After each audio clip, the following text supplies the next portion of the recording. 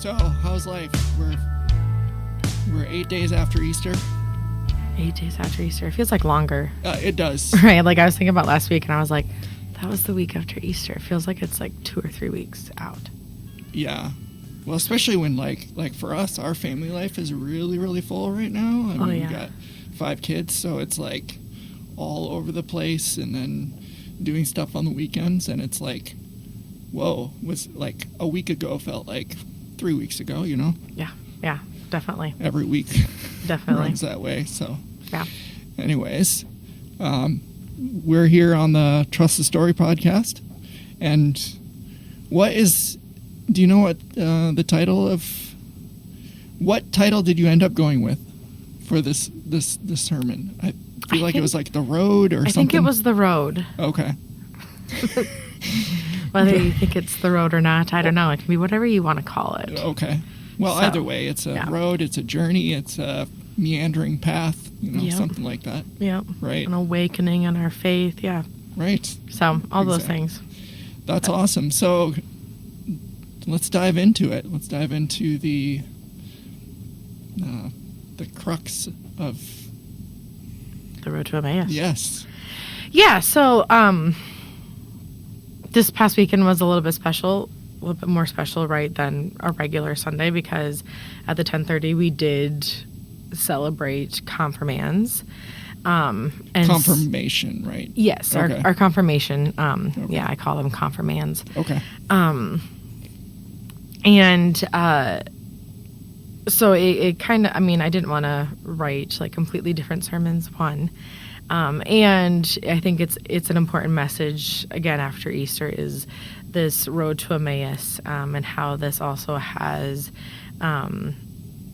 reflects what we go through in our own lives, as well as these confirmation students who are, they're in middle school, some at the beginning of high school, and so they've lived a little bit of life, but have probably been, hopefully somewhat protected, right, from some of the crippling hardships of being an adult. Yes. Right? Things that really test your faith and things. So, so it was more to show, right, that there are times when you don't see Jesus right next to you, when you're not aware, when you're not opened up to seeing that, but that there are places where we are assured that Christ will always be. And so when we come to those places, we will always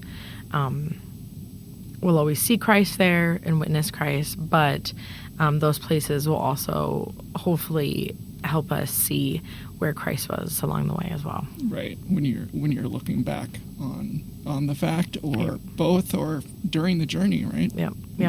That's the hope, right? Yeah. Is that we can get to the point where we can see him everywhere, right? Yep. So, so the road to Emmaus, so sort of, the story is unique in the sense that if you took out the road to Emmaus, it doesn't change the story of Luke, right? Like it just continues on. So the story kind of can stand by itself, but it certainly adds to the text. But before that, we have where Mary goes to the tomb and finds it empty, and hears from these angels that Jesus is alive. He's been resurrected. And so we don't know how close they are, right, to Jesus, relationship-wise, when he was alive. Yeah. We know certainly earlier in Luke that they sort of employed,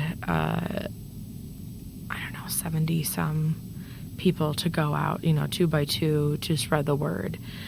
So were they some of them? Sure.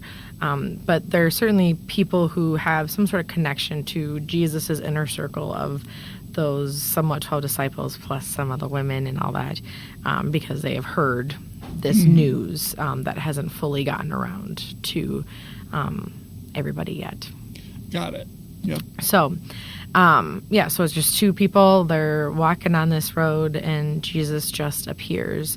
I read one thing once about it of being this like ghost story, because it's just like Jesus just appears and then, the breaking of the bread, all this, and then he just like vanishes again, and they run back to Jerusalem, and then he appears again, right? And so they talk about it sort of as like this sort of ghost story of what Jesus does in this text. So there's that. Right. Could you turn it into a horror film? Pretty sure that's the Passion of the Christ. Yeah, that's true. That's your horror film that goes with it. Yeah, exactly. But yeah. Sorry to get you off. No, that's fine. That's good. But yeah, so there keeps from recognizing who Jesus is, and I think it's why is that? We've heard in some of the texts of why do you look for the living among the dead? Because they're not there, right? So why are you still doing that?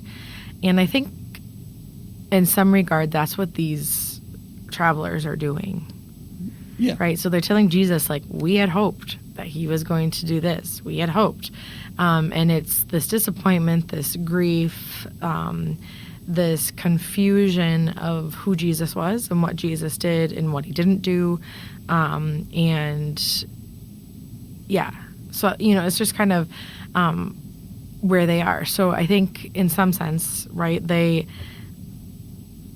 are still trying to find the living among the dead, right. In Jesus. And possibly that's why he could be being unrecognizable to them, I think.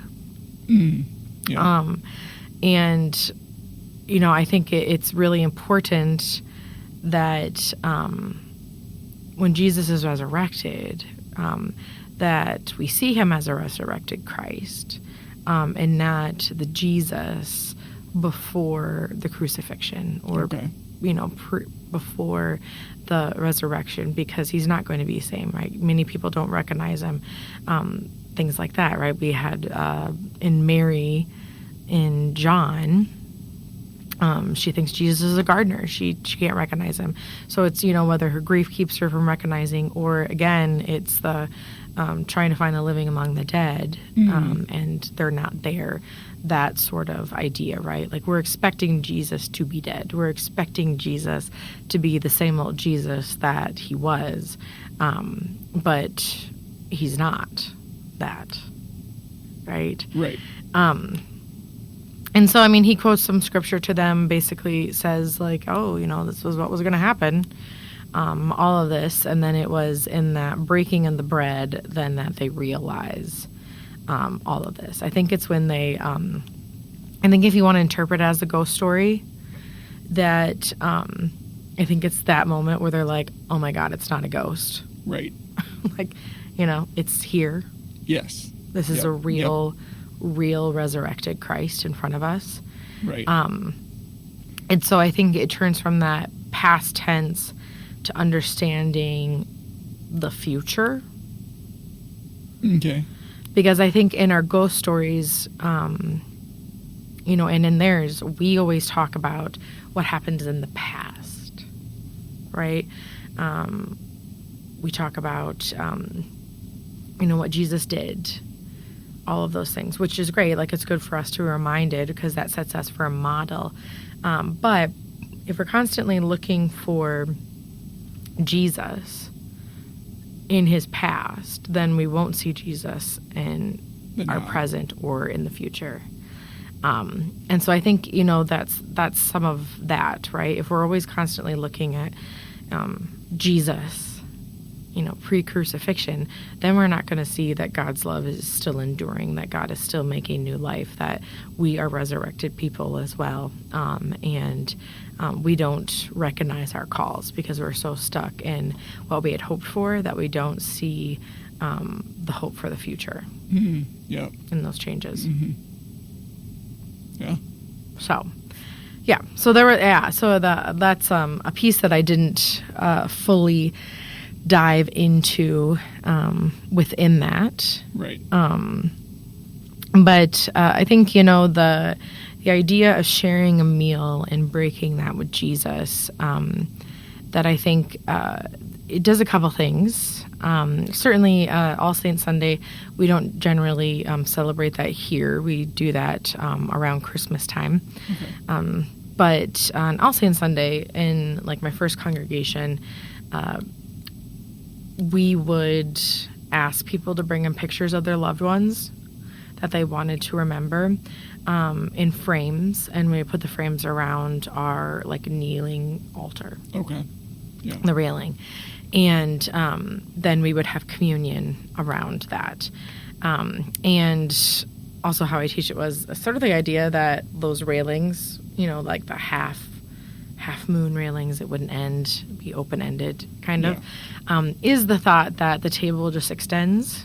And where it is extending is where the saints join us at that meal. Got it. And so I always would share that, right? So we bring the pictures of our loved ones and we put them around this railing to show that they too are at this rail sharing in this meal with us. That this the separation between life and death is very thin, especially in those moments where we are breaking bread with Christ. Right. And I think that's kind of what's going on with this meal, that he's breaking it, right? I think in some sense to show the past him, the present and future him, right, are all very interconnected and very closer than you think. Right. And that those are the places when we are truly connected to Christ and to each other and to all the saints and all of that, right, all the believers. That I think is another layer of this whole piece. Mm-hmm.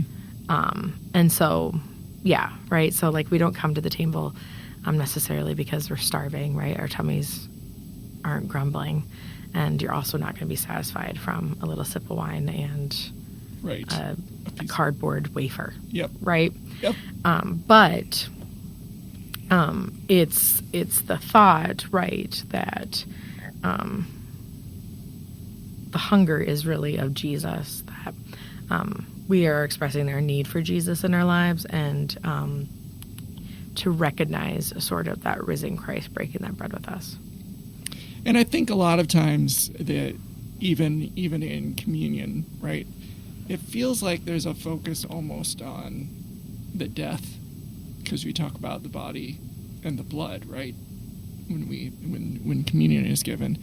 But I guess I've never really thought about it as maybe it needs to be more about the present right there, and it's your communion with Jesus, who is alive, and less about the body and the blood.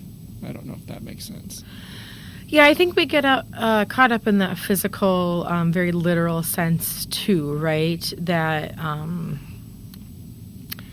he gave it to the disciples not to, mimic necessarily his blood being poured out in his death, right? He gave it to his disciples as a way to feed them, to carry them forward, to sustain them, to remember what Jesus has done, right?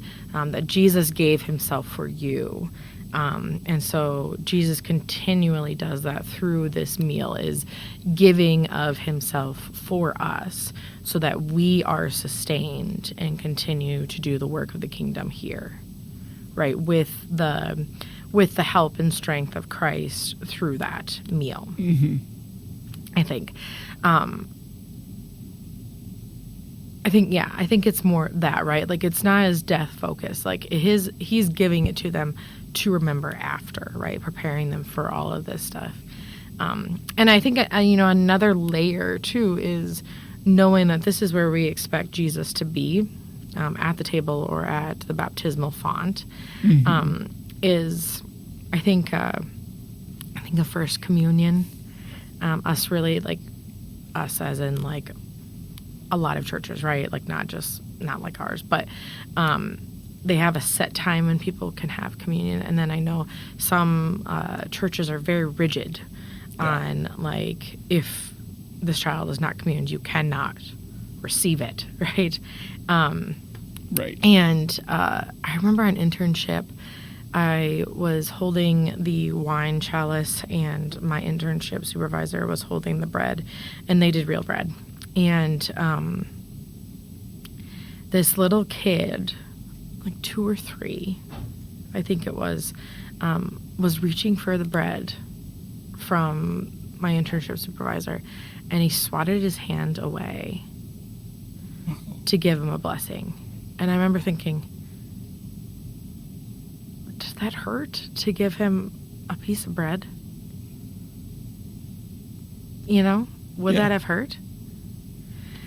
And so I called my worship professor, who is like the most liturgical person, you know, on anything, just follows like all of these traditional rules, believes, you know, on how sacred they are. And I said, what do you do? You didn't teach us this in class. Well, what do you do? And he says, you give that kid bread. And I said, what's your reasoning though? Like I would give the person bread. Right. What's your reasoning? I want a theological, spiritual reasoning. And it was that this is Jesus's table, and Jesus is welcoming them. And so we get so caught up on, you have to know why you're having this meal in order to take this meal. Yeah. But we, as adults, also forget it's also just a routine where we just easily take that wafer and we dip it and we eat it. We go about our day, right? We don't fully digest what it's doing for us. Yeah.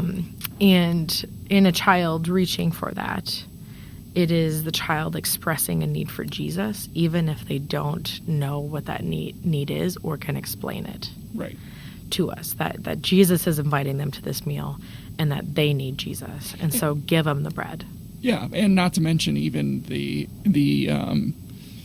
Jesus was very, very specific about the children being around and blessing the children and having them be a part. So that, what that would do psychologically to a child to slap their hand. Yeah. I mean, it may not seem like a big deal at the time, perhaps, but like that could have a lasting impact on their life. Yep. That's crazy. Yep.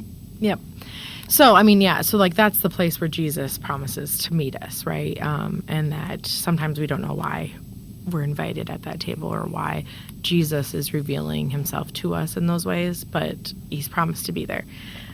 So then the other layer of my sermon was my Holy Land trip. Okay.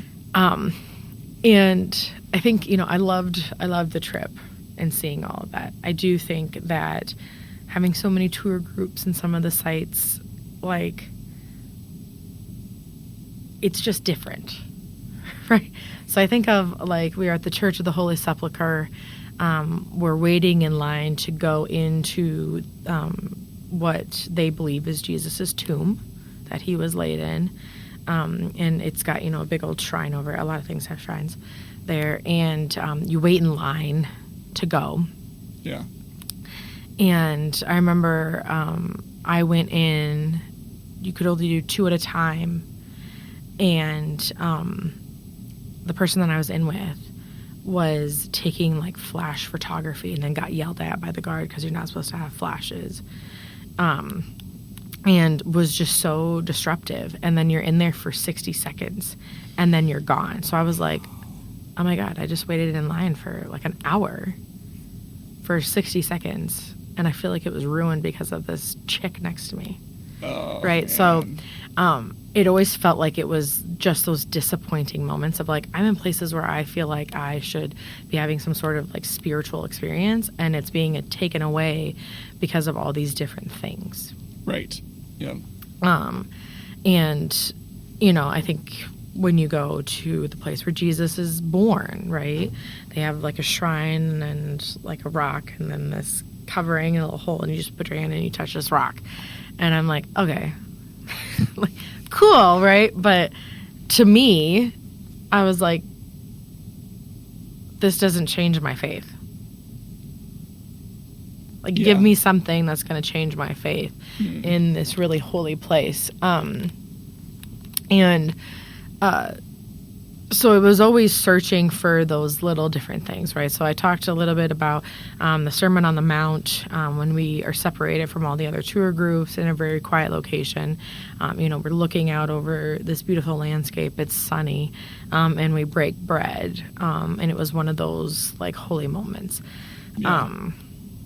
I think, we realized that it was holy moments that we needed to take time away, that it wasn't just learning about the sites, but to experience it. So we went to the city of Capernaum, where Jesus did a lot of teaching. Cool, right? Like synagogue, original, right? Like this is stuff that's like original to all these places, right? And you see one of his disciples' homes. You get to look down into it, and it's just incredible about how this stuff is preserved and how it's lasted this long through the years, right? Very cool. Right.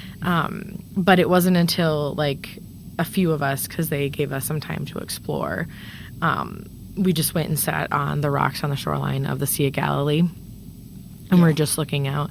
And it was like in those moments where we were like, I bet this is like what Jesus would have done, right? Like Jesus liked to go away from some people, or just only with a few people, and would sit and think and pray and do all those things. And it's such a gorgeous day, and we're sitting on these rocks looking out and thinking, this is what he would have looked at, right? These are the things, like this is what he would have done in those circumstances and in those places. Right. And it was away from everybody else that we started to realize, like, those are the things that make it holy moments, is being able to witness what Jesus witnessed, right? It's not necessarily seeing the places where he taught. Cool that they're still standing, but again, doesn't change my faith, right? Yeah. But these things of being able to witness Jesus, or what Jesus, was looking out, is sort of that same landscape that I'm looking out today. That I think kind of had those more holy moments for a lot of us. Right. And then to sort of flip that back to the story of the road on Emmaus, it was, they finally had time.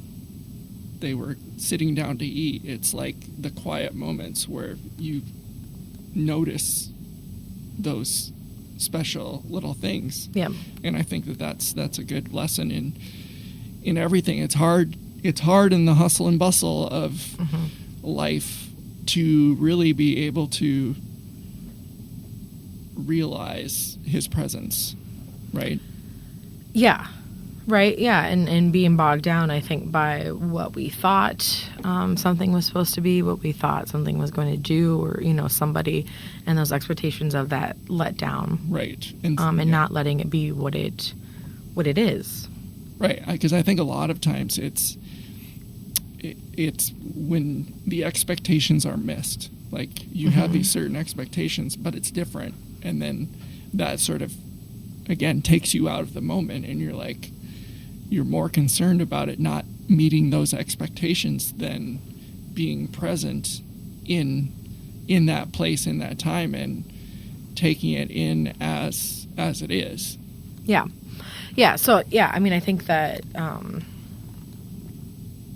it's always that, right? We have these expectations of, whether the guys on the road of the past and stuff, or I think for us at the Holy Land, people go there and have these amazing spiritual experiences, which everybody experiences is different. I'm sure that some people went to a lot of those sites and were like, oh my gosh, my faith has changed because I've seen where Jesus taught. But for some of us, we were very let down for a lot of things. And I think our expectations and what we think should happen are always can be jaded, right? Like we went to the Jordan River, and we're going to remember our baptisms, and we pop in, like we go into like this spot of the river, and there's a woman in a white dress, and this river is dirty. This is not clean water. Right. We're like, it's very, very dirty, and she's just swimming in it. And like all of us were like, oh my gosh, that's so gross. And she's in white. Like, ugh, how gross and dirty, right? But there's some beauty in that, I think, of like she is going to the place, right, the font, to encounter Christ. And sometimes that's in messy, dirty places. Right. Where we have those moments. And so we remember our baptisms in the Jordan River, the same place where, Jesus was baptizing all these people and John the Baptist, and this woman swimming in white, and on the other side of the river, a few feet away, we have soldiers from the bordering country, with automatic weapons, just standing there watching us do all of this. And so it's an odd feeling, but also this feeling that, if you're searching for Christ's presence and wondering where it is, and this disappointment or, just needing that presence in your life, that sometimes it will always meet us at that font or at the breaking of bread, but those places don't always stay the same. Mm-hmm. Too. Right. And Christ is always in that messy part, with that steadfast presence and enduring love. And so it's not always going to be where you think it is or where you expect it to be. Right. So we have, looping back, we have the meal, mm-hmm. and they realize, oh wait, this is Jesus. So what happens from there? It's just like Jesus is gone, and then they run back to Jerusalem. And I think it's 7 miles. They talk about it as being like a half a day hike. Mm-hmm. And they go at nighttime, which is not supposed to be safe to travel at nighttime. It's dark, right? They didn't have the type of lights that we did, right. And so they go to do that, and it's because the resurrection, and the belief in what it means for us to live in it is so powerful that you can't hold that in any longer. You have to go and tell people what just happened. And I think like that's the same thing for when we're baptized or when we have a meal at Christ's table. It is something that is so life-changing, something so incredibly forming in our faith that we have to go tell people about it. And so I think, we go into a world that is dark. We go into a world that seems dangerous. We go into a world that is dirty and messy because that is where we need to share the good news of the resurrection. Mm-hmm. Right? To say, do not look for the living among the dead because they're not there. Right. Right. We are resurrected people. We have been given new life because of Christ. And so we need to tell everybody, right, that, the women are right. The tomb is empty and Jesus is right here. Mm-hmm. So I think that's an important piece of it, is that we have a very hard world to live in. Whether, political tensions, conflicts amongst family and people, any of that stuff. Right. And that's where that's where we're called to go and share that resurrection news, because being told that we live in the resurrection, that Jesus is resurrected, he's not in the tomb, is not for like the happy people who are just having like the best day ever, because it's like, sure, yeah, he is, right? Right. It's for the people who truly need to know that new life is coming. Right. That new life has sprouted and it will happen. Yeah, it's for hope, and mm-hmm. hope isn't necessarily for those people, like you said, who are happy. Hope is for those people who are downtrodden, who are the least.